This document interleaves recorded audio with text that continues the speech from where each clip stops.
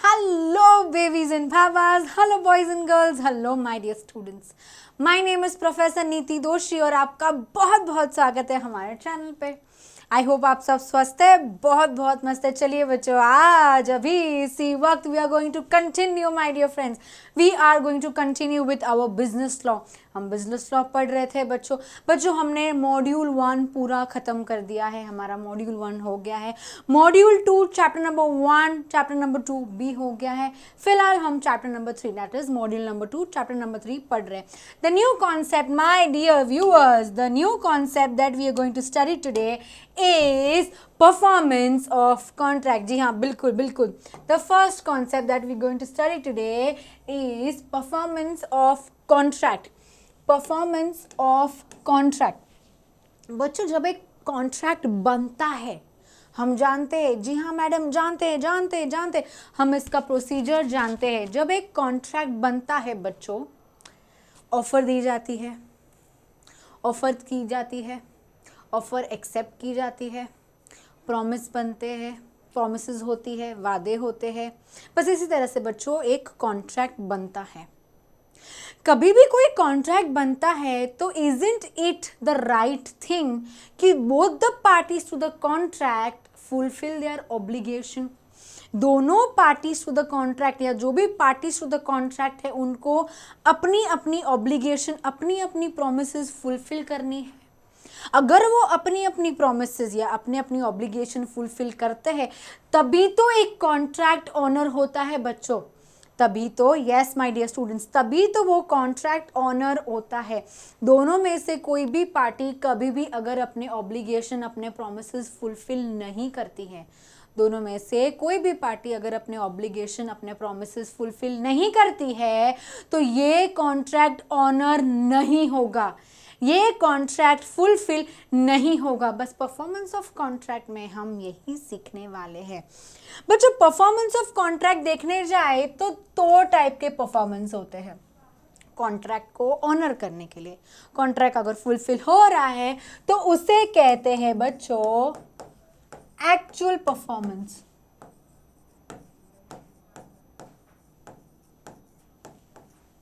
उसे कहते हैं my dear viewers actual performance. बहुत पहले एक एग्जाम्पल लिया था, वो एग्जाम्पल के बारे में सुने तो कुछ ऐसा था कि उदय भाई अपनी गाड़ी बेचना चाहते थे मजनू भाई को। उन्होंने डील की, उन्होंने कॉन्ट्रैक्ट किया और उन्होंने अग्री किया कि कमिंग थर्सडे उदय भाई अपनी गाड़ी लेके आएंगे। कमिंग थर्सडे उदय भाई अपनी गाड़ी लेके आएंगे, मजनू भाई अपने हाथ में चेक लिए हुए आएंगे। गाड़ी का जो पैसा था, जो कंसिडरेशन था, वो उसे उदय भाई को देंगे, मजनू भाई उदय भाई को देंगे। उस थर्सडे को सच में ये कॉन्ट्रैक्ट ऑनर हुआ। उदय भाई सच में गाड़ी लेके आए थे, मजनू भाई सच में चेक लेके आए थे।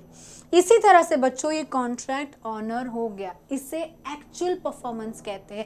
दोनों पार्टीज ने अपना अपना रोल प्ले कर दिया, दोनों पार्टीज ने अपना अपना काम कर दिया, दोनों पार्टी ने अपने अपने प्रोमिसेस फुलफिल कर दिए। इसे कहते हैं एक्चुअल परफॉर्मेंस। इसे क्या कहते हैं?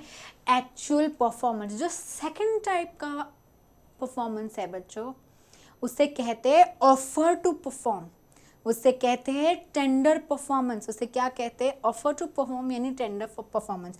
यानी मान लीजिए जो प्रॉमिसर है, मान लीजिए जो ऑफरर है, जो प्रॉमिसर है, वो तो रेडी है अपना वादा निभाने के लिए।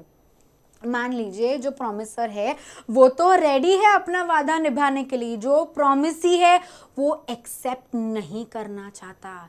लेकिन जो प्रॉमिसी है वो एक्सेप्ट नहीं करना चाहता, इसे कहते हैं टेंडर परफॉर्मेंस। इसे क्या बोलते हैं? Tender performance. बच्चों इसका मतलब ऐसा होता है कि जो प्रॉमिसी है उसे अभी कॉन्ट्रैक्ट नहीं निभाना है, जो प्रॉमिसी है उसे ये कॉन्ट्रैक्ट अभी नहीं निभाना है। हम थोड़ा थोड़ा पढ़ते जाएंगे और तेजी से समझते जाएंगे।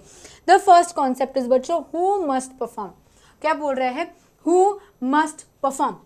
द पार्टीज टू कॉन्ट्रैक्ट, जो भी पार्टीज टू कॉन्ट्रैक्ट है, जो प्रोमिसर है, जो प्रोमिसी है, जो ऑफरर है, जो ऑफरी है, दे मस्ट ईदर परफॉर्म और ऑफर टू परफॉर्म। परफॉर्म मतलब एक्चुअल परफॉर्मेंस, परफॉर्म यानी एक्चुअली परफॉर्म करो, या तो ऑफर टू परफॉर्मेंस की प्रोमिसर ऑफर दे रहा है प्रोमिसी को कि क्या मैं अभी परफॉर्म करूं, यानी उदय भाई तो अपनी गाड़ी लेके आ गए हैं, समझिए उदय भाई तो गाड़ी लेके पहुंच गए हैं, लेकिन लास्ट मिनट में मजनू भाई बोलता है उदय भाई मैं ये गाड़ी नहीं खरीदना चाहता, किसी भी कारणवश मैं ये गाड़ी नहीं खरीदना चाहता। उदय भाई was ready to perform, my dear students mind you, Uday भाई वॉज रेडी टू परफॉर्म, लेकिन मजनू भाई ने ये परफॉर्मेंस एक्सेप्ट नहीं की, ये परफॉर्मेंस एक्सेप्ट नहीं की, तो जो उदय भाई ने किया उसे ऑफर टू परफॉर्म कहते हैं। आगे पढ़ेंगे, their respective promises unless such performance is dispensed with or excused under the provision of any act or any other law. हाँ अच्छा, कानूनी तौर पे अगर आपको रोका जा रहा है तो वो बात पूरी अलग है, लेकिन यहाँ पे रोका जा रहा है, कौन रोक रहा है प्रोमिसर को? प्रोमिसी, समझिएगा। Promises binds the respectives of the promisers in case, sorry, representatives, I'm so sorry my dear students, representatives of the promiser in case of death of such promisers before the performance unless the contrary intention appears from the contract। ये particular paragraph को समझने के लिए एक example सीखेंगे, बहुत बहुत बहुत इंपॉर्टेंट है, इसको समझने के लिए एक एग्जाम्पल यानी कि इलस्ट्रेशन देखेंगे। A promises to deliver goods to B, A ने वादा किया बी को कि ये इसको गुड्स डिलीवर करेगा ऑन अ सर्टेन डे, एक तारीख नक्की हुई, एक डे नक्की हुआ, तभी वो लोग डिलीवर करेंगे। On the payment of my dear viewers ₹1000। A ने बोला मैं तुझे गुड्स डिलीवर करूंगा, लेकिन तू मुझे कितना पेमेंट करेगा? बोलता है 1000 रुपये। कितना पेमेंट करेगा? बोलता है 1000 रुपये। लेकिन देखिए क्या हो जाता है, ए मर जाता है। ए जो है वो नहीं रहा ये दुनिया में। ए डाइज बिफोर दैट डे, जिस दिन वो गुड्स पहुंचाना था बी के पास, ए को जिस दिन वो गुड्स पहुंचाना था उसके पहले तो ए गुजर गया, उसके पहले तो ए मर गया, लेकिन अभी as representatives are bound to deliver the goods to B and B is bound to pay ₹1000 to A's representative। यानी अगर B नहीं भी रहा ये दुनिया में, तो सॉरी, अगर A नहीं भी रहा ये दुनिया में, कि A का तो जो रिप्रेजेंटेटिव है वो B को गुड्स डिलीवर करेगा और B R जो रिप्रेजेंटेटिव था A का, उसको वो ₹1000 देगा। समझ आया बच्चों? ये रिप्रेजेंटेटिव के बारे में अभी पढ़ेंगे तो समझ में आ जाएगा। Promises bind the representative of the promisor, ये प्रोमिसर था, इसकी रिप्रेजेंटेटिव को भी इसने बाइंड किया इन केस ऑफ डेथ, ये मर गया, of such promises before the performance unless a contrary intention appears in the contract। अगर कॉन्ट्रैक्ट में अदरवाइज कुछ लिखा होगा तो कॉन्ट्रैक्ट का माना जाएगा, नहीं तो लॉजिकली जो मरा हुआ व्यक्ति है यानी जो प्रोमिसर है उसका रिप्रेजेंटेटिव भी ये प्रॉमिस फुलफिल कर सकता है, उसका रिप्रेजेंटेटिव भी बच्चों ये प्रॉमिस फुलफिल कर सकता है। पढ़ेंगे but in case of personal contract. आप बोलोगे मैडम ये पर्सनल कॉन्ट्रैक्ट क्या होता है भाई? But in case of personal contracts, ऐसे कॉन्ट्रैक्ट्स जो कॉन्ट्रैक्टिंग पार्टीज है, ऐसे कॉन्ट्रैक्ट्स जो कॉन्ट्रैक्टिंग पार्टीज हैं उनको ही ये ऑब्लिगेशन फुलफिल करना है। जो वादे किए गए थे माय डियर व्यूअर्स, जो वादे किए गए थे वो वादे, वो ऑब्लिगेशन फुलफिल सिर्फ पार्टीज टू कॉन्ट्रैक्ट ही कर सकते हैं। इसे पर्सनल कॉन्ट्रैक्ट बोलते हैं, इसमें रिप्रेजेंटेटिव कुछ भी नहीं कर सकते हैं। पढ़ेंगे एक बार, in case of personal contracts, contract comes to an end, contract comes to an end with the death of the contracting party। अगर contracting party ही नहीं रही तो in case of personal contracts ये contract honor नहीं होगा। illustration पढ़ेंगे और clarity मिल जाएगी। A promises to paint a picture for B। A ने प्रॉमिस किया B को कि मैं तेरे लिए एक पेंटिंग बनाऊंगा। ये क्या है बच्चों? ये पेंटिंग है। ये क्या है? ये पेंटिंग है, सच में पेंटिंग है। ए ने प्रॉमिस किया बी को कि मैं तेरे लिए पेंटिंग बनाऊंगा ऑन अ सर्टेन डे, लेकिन उस दिन पे at a certain price A dies. इस दिन पे इस प्राइस में मैं तेरे लिए पेंटिंग बनाऊंगा। उसके पहले ए मर गया। अभी बताओ ये कॉन्ट्रैक्ट में आप उसके रिप्रेजेंटेटिव के पास जाओगे, ए का जो रिप्रेजेंटेटिव है उसके पास जाओगे, उसको बोलोगे कि मुझे पेंटिंग दे। ए ने बोला था मरने से पहले मुझे पेंटिंग बना के देगा, अरे लेकिन वो जिंदा ही नहीं है। आर बोलता है मुझे पेंटिंग आती ही नहीं है। तो इस केस में बच्चों आप आर को, ए के रिप्रेजेंटेटिव को, you can not held responsible because this was a personal contract. At a certain A dies before that day, this contract cannot be enforced either by A's representative or by B.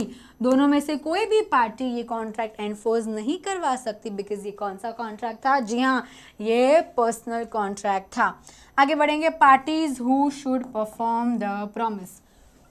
आगे बढ़ेंगे बच्चों. Parties who should perform the promise. In case of, कौन सी parties है बच्चों जिसे promise perform करना है? First, the promisor personally in case of personal contract. जी हाँ, अगर हमने अभी पढ़ा, अगर पर्सनल कॉन्ट्रैक्ट है बच्चों, अगर पर्सनल कॉन्ट्रैक्ट है तो प्रॉमिसर को खुद को ये कॉन्ट्रैक्ट परफॉर्म करना पड़ेगा. लेकिन इन case of non personal contract, in case of non personal contract कौन कौन ऐसे लोग हैं जो ये कॉन्ट्रैक्ट और जो ये प्रॉमिस परफॉर्म कर सकते हैं? First, by the promisors jointly. बच्चों मेरा एक क्वेश्चन है, मुझे कमेंट सेक्शन में जवाब दीजिएगा. मेरा एक क्वेश्चन है, क्या एक कॉन्ट्रैक्ट में एक से ज़्यादा प्रॉमिसर्स हो सकते हैं? और एक बार, क्या एक कॉन्ट्रैक्ट में एक से ज़्यादा प्रॉमिसर्स हो सकते हैं? जवाब मुझे नीचे कमेंट सेक्शन में दीजिएगा. यस, द आंसर इज बच्चों यस, एक कॉन्ट्रैक्ट में एक से ज़्यादा प्रॉमिसर्स हो सकते हैं. तो अगर नॉन पर्सनल कॉन्ट्रैक्ट है, पर्सनल कॉन्ट्रैक्ट नहीं है, नॉन पर्सनल कॉन्ट्रैक्ट है, तो जो प्रॉमिसर्स है वो जॉइंटली लायबल है. जो प्रॉमिसर्स है वो जॉइंटली लायबल है. अगर एक भी प्रॉमिसर ने अपना प्रॉमिस फुलफिल नहीं किया, अगर सपोज 3 प्रॉमिसर्स है, उसमें से एक प्रॉमिसर ने अपना प्रॉमिस फुलफिल नहीं किया, तो बचे जो दो प्रॉमिसर्स है उनको तो अपना ऑब्लिगेशन फुलफिल करना ही पड़ेगा. आगे बढ़ेंगे. By the प्रॉमिसर्स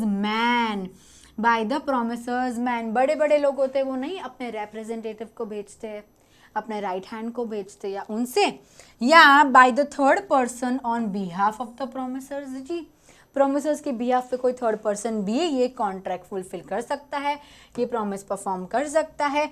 in the event of the death of the promiser, अगर प्रॉमिसर मर जाता है, बाय द लीगल गार्डियन यानी legal representative of the deceased promiser और द प्रॉमिसर्स.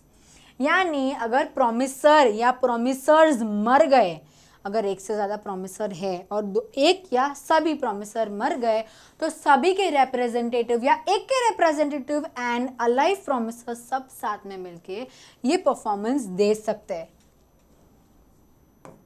बच्चों ये लीगल रिप्रेजेंटेटिव है. What is offer to perform, ये पढ़ेंगे और क्लैरिटी मिलेगी. What is my dear friends, what is offer to perform यानी tender of performance. What is offer to perform यानी टेंडर ऑफ परफॉर्मेंस. मैंने आपको अभी स्टार्टिंग ऑफ द लेक्चर में समझाया था 2 टाइप के परफॉर्मेंस होते हैं.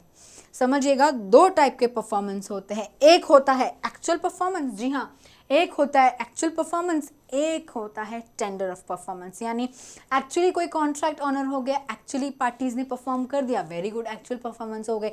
लेकिन इस केस में प्रॉमिसर तो रेडी है अपना प्रॉमिस फुलफिल करने के लिए, प्रॉमिसर तो रेडी है अपना वादा निभाने के लिए, लेकिन प्रॉमिसी एक्सेप्ट नहीं कर रहा है. ये प्रॉमिसी एक्सेप्ट नहीं कर रहा है. प्रॉमिसर तो अपना वादा पूरा करना चाहता है, मैं उसे करने ही नहीं दे रहा. प्रॉमिसी उसे करने ही नहीं दे रहा है. इसे क्या बोलते हैं? ऑफर टू परफॉर्म यानी टेंडर ऑफ परफॉर्मेंस. पढ़ेंगे और क्लैरिटी मिलेगी. Tender of performance is called offer of performance. In order to an offer of performance valid, such offer must fulfill the following conditions. एक offer to perform valid कब गिना जाएगा? Offeror तो बोल रहा है ए भाई मैंने तो उसको बोला था कि ले लो मेरे पास से परफॉर्मेंस, मैं रेडी हूँ देने के लिए, मैंने तो बोला था मैं ये परफॉर्मेंस देने के लिए रेडी हूँ, लेकिन किसी कारणवश ऑफर ही मना कर देता है, किसी कारणवश प्रॉमिसी ये परफॉर्मेंस एक्सेप्ट नहीं करता है। तो इन केसेस में कौन से ऐसे कंडीशंस है जिनका ध्यान आपको रखना है। जो पहला कंडीशन है बच्चों, it should B unconditional, it should be unconditional, यानी conditional offer is no offer and the other party is entitled to reject it। बच्चों जब एक ऑफरर यानी कि जब एक प्रॉमिसर अपना जो प्रॉमिस था, जो भाई प्रॉमिसर अपना प्रॉमिस पूरा करना चाहता है, लेकिन वो प्रॉमिस पूरा करने के लिए भी वो कंडीशन डाल रहा है। वो प्रॉमिस पूरा करना तो चाहता है, he wants to help on his bargain, he wants to do it, लेकिन उसमें भी वो कंडीशन डाल रहा है। अरे भाई ऑफर ऑफ परफॉर्मेंस तो अनकंडीशनल होना चाहिए। मान लीजिए मजनू भाई आते हैं गाड़ी लेके, मजनू भाई उदय भाई को उदय भाई आते हैं गाड़ी लेके, मजनू भाई वहां पे बैठे हैं। उदय भाई गाड़ी लेके तो आता है, लेकिन ये वो गाड़ी नहीं है जो डिसाइड की गई थी, या ये उतना अमाउंट नहीं है जो डिसाइड किया गया था। अभी उदय भाई बोल रहा है मैं ना ये गाड़ी 1 करोड़ में बेचूंगा। भैया तुमने इसमें कंडीशन डाल दिया, मैं गाड़ी अभी नहीं बेचूंगा, मैं कल बेचूंगा, या मैं ऐसे करूंगा, मैं ऐसे करूंगा। ऐसे सब कंडीशंस आप अभी नहीं डाल सकते। The offer of performance, the tender of performance has to be unconditional, my dear friends. The next point is बच्चों, the offer should be made by the promisor or by his legal representative to perform the promise। ये जो offer of performance है या तो वो promisor को देना है, या उसके representative को देना है। अगर वो नहीं है तो थर्ड है, it should be performed at the proper time specified in the agreement or within a reasonable time। जब भी कोई कॉन्ट्रैक्ट ऑफ परफॉर्मेंस हो रहा है, कॉन्ट्रैक्ट को परफॉर्म करना चाहता है ऑफरर यानी कि प्रॉमिसर, उस कॉन्ट्रैक्ट को वो परफॉर्म करना चाहता है, लेकिन बच्चों वो एक रीजनेबल टाइम पे होना चाहिए ना। आपने मान लीजिए आपने फ़ोन किया और आपने होटल से खाना मंगवाया, 1 घंटा हो गया, 2 घंटा हो गया, 3 घंटा हो गया, 4 घंटा हो गया, खाना आ ही नहीं रहा है। अल्टीमेटली आप थक गए, आप खुद नीचे गए, आप कुछ खाने के लिए लेके आए और आपने खा लिया। रात के 2 बजे आपके घर पे डोरबेल बजती है, आप खोलते हो, देखते हो डिलीवरी वाला आया है खाना लेके। क्या ये रीजनेबल टाइम था? अगर तुझे अपना कॉन्ट्रैक्ट ऑनर करना ही है तो can I say it should have been done at the reasonable time. जी हाँ बिल्कुल बच्चों, it should be performed at the proper time specified in the agreement. Agreement में अगर है तो प्रॉपर टाइम पे, और अग्रीमेंट में कुछ मेंशन नहीं किया है तो रीजनेबल टाइम। बच्चों रीजनेबल टाइम यानी नॉर्मल वर्किंग आवर्स। जो भी कॉन्ट्रैक्ट है वो ऑनर होना चाहिए नॉर्मल वर्किंग आवर्स। यानी जो ये ऑफर ऑफ परफॉर्मेंस है, जो ऑफरर या प्रॉमिसर ऑफर दे रहा है कि मैं परफॉर्म करूँ, मैं प्लीज परफॉर्म करूँ, ये रीजनेबल टाइम पे होना चाहिए। द नेक्स्ट पॉइंट इज बच्चों, it should be performed at the place specified in the agreement. क्या बोल रहे हैं, वो परफॉर्म कहाँ होना चाहिए? ये ऑफर दे रहा है परफॉर्म करने के लिए, कौन? प्रॉमिसर। वो कहाँ होना चाहिए बच्चों? वो रीजनेबल यानी स्पेसिफाइड प्लेस पे होना चाहिए जहाँ जो अग्रीमेंट में मेंशन किया गया है। और अगर अग्रीमेंट में मेंशन नहीं किया गया है प्लेस, तो to be appointed by the promisee. अगर अग्रीमेंट में जगह नहीं दी गई है, प्लेस ऑफ परफॉर्मेंस मेंशन नहीं किया गया है अग्रीमेंट में, तो वहाँ परफॉर्म होगा जहाँ प्रॉमिसी चाहता है। कहाँ परफॉर्म होगा? जहाँ प्रॉमिसी चाहता है। बच्चों ये कंडीशंस पढ़ रहे हैं हम, क्या पढ़ रहे हैं? कंडीशंस पढ़ रहे हैं, परफॉर्मेंस टू ऑफर का कंडीशंस पढ़ रहे हैं। देन है बच्चों, the promisee must have reasonable opportunity. Promisee must have reasonable opportunity. Reasonable opportunity इसके पास होना चाहिए एसर्टन करने के लिए। क्या एसर्टन करना है? द थिंग दैट ऑफर्ड, जो चीज एक्चुअली ऑफर की गई है वो, whether the performance is the whole or part of the contract. यानी प्रॉमिसर ने जो promise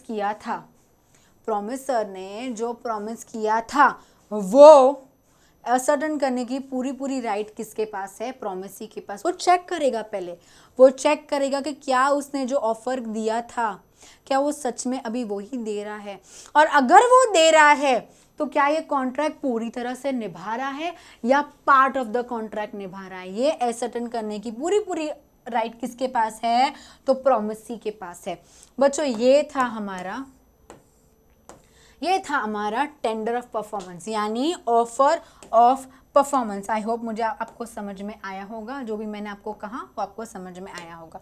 the next concept is बच्चों, listen to me very carefully, next concept is effect of refusal to accept offer of performance. बस यही है, offer ने तो भाई ऑफर ऑफ परफॉर्मेंस दिया, टेंडर ऑफ परफॉर्मेंस दिया, उसने तो बोला मैं तो रेडी हूँ भाई, मैंने कॉन्ट्रैक्ट किया, मैं कौन हूँ? ऑफरर। मैं कौन हूँ? प्रॉमिसर। मैं तो रेडी हूँ भाई, तू बोल मैं अपना परफॉर्मेंस कहाँ दूँ? अगर मैं गाड़ी बेच रहा हूँ तो मैं गाड़ी कहाँ लेकर आऊँ? अगर मैं कपड़े बेच रहा हूँ तो मैं कपड़े कहाँ डिलीवरी कराऊँ? ये तो मैं रेडी हूँ करने के लिए, लेकिन तू यानी कि प्रॉमिसी एक्सेप्ट नहीं करना चाहता है।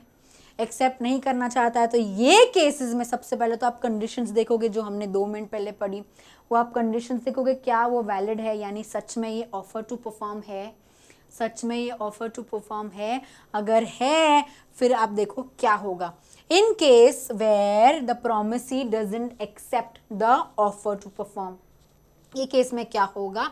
When a promisor has made an offer to performance to the promisee, जब एक प्रोमिसर ने प्रोमिसी को ऑफर किया परफॉर्म करने के लिए, and the offer has not been accepted. Uday भाई तो खड़े थे ना, उदय भाई तो गाड़ी लिए हुए खड़े थे कि भाई मजनू आ और लेके जा, पैसा ले और लेके जा, लेकिन मजनू भाई उसी दिन आके बोलता है कि मुझे तेरी गाड़ी नहीं चाहिए। मतलब ये जो परफॉर्मेंस दिया उदय ने, मजनू ने ये परफॉर्मेंस एक्सेप्ट नहीं किया। इस केस में बच्चों क्या होगा?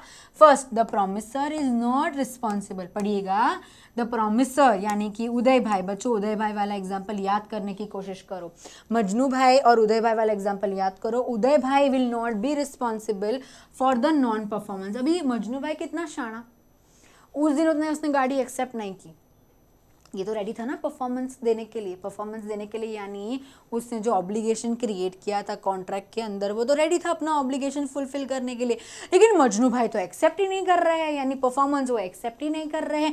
इस केस में उदय भाई को आप कभी भी रिस्पॉन्सिबल नहीं मान सकते। इन केस फ्यूचर में कुछ होता है तो उदय भाई पे कुछ भी प्रॉब्लम, कुछ भी लीगल ऑब्लिगेशन क्रिएट नहीं होता है, क्योंकि उदय भाई तो परफॉर्मेंस देने के लिए, अपना कॉन्ट्रैक्ट ऑनर करने के लिए रेडी थे। He was ready to honour his contract, he was ready to hold up his bargain, लेकिन सामने वाले ने एक्सेप्ट ही नहीं किया। अगर एक्सेप्ट नहीं किया तो उसको रिस्पॉन्सिबल नहीं माना जाएगा। द नेक्स्ट इज बच्चों, does he hereby lose his right under the contract, लेकिन इसी कारणवश वो अपना राइट भी नहीं खोता है। द नेक्स्ट इज बच्चों assignment of contract. Very very very very important my dear students, my dear viewers, star mark कीजिए, very very important. Assignment of a contract क्या होता है? असाइनमेंट क्या होता है बच्चों? हम जानते हैं देयर आर कॉन्ट्रैक्टिंग पार्टीज, हम जानते हैं कॉन्ट्रैक्टिंग पार्टीज यानी प्रोमिसर या प्रोमिसर्स, प्रोमिसी या प्रोमिसीज। बहुत सारे कॉन्ट्रैक्टिंग पार्टीज होते हैं, प्रोमिसर्स होते हैं, प्रोमिसीज होते हैं। किसी कारणवश, for any reason whatsoever, when any one of the parties to the contract, कोई भी party to the contract bails out, comes out of the contract and brings a third person in the contract is known as assignment. खुद निकल जाते हैं, contract जो बना था उनके साथ, प्रोमिसर्स एंड प्रोमिसीज के साथ, उसमें से कोई भी एक पार्टी निकल जाती है और उसके बिहाफ पे वो लोग कोई थर्ड पार्टी को कॉन्ट्रैक्ट में इंट्रोड्यूस करवाते हैं। इसे कहते हैं असाइनमेंट ऑफ कॉन्ट्रैक्ट्स। इसे क्या कहते हैं? Assignment of contract. बच्चों इसमें 2 टाइप है, bye act of parties assignment हो रहा है, कॉन्ट्रैक्ट में ही असाइन किया जा रहा है किसी और को, किसी और व्यक्ति को लाया जा रहा है कॉन्ट्रैक्ट में, तो वो अगर पार्टीज कर रही है तो उसे कहते हैं by the act of parties. लेकिन it could be by the operation of the law, कानूनी तौर पे भी, कानून भी किसी को भी किसी भी कॉन्ट्रैक्ट से निकाल के किसी और को ला सकता है, इसे कहते हैं असाइनमेंट। हो सकता है कॉन्ट्रैक्टिंग पार्टीज की मृत्यु यानी डेथ हो गई, हो सकता है कॉन्ट्रैक्टिंग पार्टीज इंसॉल्वेंट हो गए, ऐसे केसेस में भी बच्चों bye the operation of the law assignment हो सकता है, किसमें, कॉन्ट्रैक्ट्स में। पढ़ेंगे और क्लैरिटी आ जाएगी। Assignment of contracts. To assign means to transfer. Underline. To assign means to transfer. Under certain circumstances, parties may drop out. Understand? Parties may drop out. Parties निकल जाती है contract में से and bring others in their place and brings others in their place. खुद निकल जाती है और किसी और पार्टी को लाती है and brings others in their place. This is called assignment of contract. इसे क्या कहते हैं, assignment of contract. An obligation of the party to a contract may be first personal and second impersonal. जो obligation था contract में वो personal भी हो सकता है और वो इम्पर्सनल भी हो सकता है, यानी under the circumstances the parties में ड्रॉप आउट, खुद निकल जाते हैं और किसी और को लाते हैं उनकी जगह पे, brings someone else, brings others in their place. आगे बढ़ेंगे। Personal obligation that is promisor must perform it in personal, यानी ये जो प्रॉमिस है ये प्रॉमिसर को ही परफॉर्म करनी पड़ेगी, ये प्रॉमिसर को ही परफॉर्म करनी पड़ेगी। सच ऑब्लिगेशन के नॉट बी असाइंड, ऐसे ऑब्लिगेशंस आप असाइन नहीं कर सकते। पढ़ेंगे कॉन्ट्रैक्ट टू मैरी। जी हाँ, बिल्कुल बिल्कुल बिल्कुल। अगर किसी व्यक्ति ने किसी व्यक्ति के साथ शादी करने के लिए कॉन्ट्रैक्ट किया है तो क्या वो ये कॉन्ट्रैक्ट किसी और को असाइन कर सकता है? बिल्कुल भी नहीं। अगर ए ने कहा बी को, ए ने कहा बी से कि मैं तुझसे करूँगा शादी, मैं तुझसे करूँगा शादी, लेकिन फिर ए बोलता है मुझसे मेरा छोड़, मैं ये कॉन्ट्रैक्ट सी को असाइन करता हूँ, सी तू शादी कर बी से। अरे भैया ऐसे नहीं चलता है, assignment in the case of marriage नहीं चलता है। वेयर एज इम्पर्सनल ऑब्लिगेशन, ये पर्सनल ऑब्लिगेशन था, लेकिन इन case of impersonal obligation is assignable. Example, deaths of an individual. Assignment of contracts may be by an act of parties or by the operation of the law. Deaths अगर है, किसी का loan लिया गया है, किसी इंडिविजुअल ने loan लिया गया है, तो ऐसे कॉन्ट्रैक्ट बच्चों वो किसी को असाइन कर सकते हैं। इसमें और क्लैरिटी मिलेगी, आगे आप देखते जाइए। आगे बढ़ते हैं। Assignment by the act of the parties. Assignment क्या बोलना चाहते हैं? Assignment by the act of the parties. Assignment by the act of the parties. Parties by mutual agreement and of their own will drop out from the performance of the promise and bring others in the performance of the part of the promise. यानी जो parties है mutual agreement से, दोनों parties का mutual agreement है और दोनों में से कोई भी पार्टी खुद को निकालता है, खुद की मर्जी से ड्रॉप आउट करता है कॉन्ट्रैक्ट में से और किसी और व्यक्ति को इंट्रोड्यूस करते हैं कॉन्ट्रैक्ट में, बच्चों इसे कहते हैं assignment by the act of the parties. इसे कहते हैं assignment by the act of the parties. The next is बच्चों assignment by the operation of law. Assignment by the operation of law. Upon the death of the party to the contract, अगर किसी party of the contract में अगर किसी party to the contract की मौत हो जाती है, his rights and liabilities devolve upon their heirs and legal representative. Legal heirs and legal representative यानी उसकी मौत के बाद अगर कॉन्ट्रैक्ट इम्पर्सनल है और bye the operation of the law होता है ये असाइनमेंट, यानी अगर किसी की मौत हो गई और उसके लीगल आयर्स और लीगल रिप्रेजेंटेटिव्स के ऊपर भी ये रिस्पॉन्सिबिलिटी, ये ऑब्लिगेशन जा सकता है, but not in case of contract of personal nature. ये हम जानते हैं, अगर पर्सनल कॉन्ट्रैक्ट है तो उसका असाइनमेंट कभी भी नहीं हो सकता। आगे, इन केस ऑफ क्या बोल रहे हैं? इन case of insolvency. In case of insolvency of a party to contract, his rights and obligations pass to the official assignee or official receiver. अगर insolvency हो गया है, अगर इंसॉल्वेंसी हो गया तो डेफिनेटली वो कॉन्ट्रैक्ट परफॉर्म नहीं कर सकता, उसके बिहाफ में अभी सारे डिसीजंस कौन लेगा, official assignee and official receiver. The next concept is बच्चों joint rights and joint liabilities. क्या है next concept? Joint rights and joint liabilities. If there are more than one promisor, सुनिए सुनिए सुनिए, if there are more than one promisor they will be called joint promisors. जी हाँ जी हाँ जी हाँ. And in case there are more than one promisee, they will be called as joint promisees. जी हाँ, एक से ज़्यादा promisor है तो joint promisors बोलेंगे, एक से ज़्यादा promisee है तो joint promisees बोलेंगे. आगे बढ़ेंगे. devolution of joint rights. क्या है? devolution of joint rights. इसका मतलब क्या होता है पढ़ेंगे और समझने की कोशिश करेंगे. किसी को ट्रांसफर करना, किसी को कुछ ट्रांसफर करना. When a person who has made a promise to two or more persons jointly, जब एक व्यक्ति ने दो से ज़्यादा लोगों के लिए कुछ प्रॉमिस किया है, then unless contrary intention appears from the contract, the right to claim performance rest as between him and them with all the joint promises during the joint lives. After the death of any one of them, it rests with the representatives of such deceased person jointly with the survivor or survivors. After the death of the last surviving promisee, with the representative of all jointly. जितना confusing ये paragraph था उतना ही easy ये example पढ़ेंगे, दोबारा पढ़ेंगे तो समझ में आ जाएगा. एक है A. In consideration of 5,000 rupees lent to him by B and C. एक है बी, एक है सी. इन्होंने दोनों ने मिलके ए को पैसा दिया. कितना पैसा दिया? 5,000 रुपये दिए. समझिएगा. A in consideration of 5,000 rupees lent to him by B and C promises that B and C jointly to repay them that sum with the interest in the day specified. B, लेकिन फिर B और सी ने ए को वादा किया, ए को पैसा दिया. क्या दिया? पैसा दिया. बी और सी ने ए को 5,000 रुपये दिए. इन रिटर्न ए ने वादा किया, ए ने प्रॉमिस किया कि मैं तुम दोनों को ये 5,000 रुपये इस दिन पे, इस व्यक्त पे, इस इंटरेस्ट के साथ, इस टाइम पे मैं तुम्हें ये लौटा दूंगा. लेकिन जिस टाइम, वो टाइम आने से पहले बी, यानी कि जो ये था दोनों में से जो एक पार्टी जो इनको ए को मनी लैंड किया वो मर गया. B dies.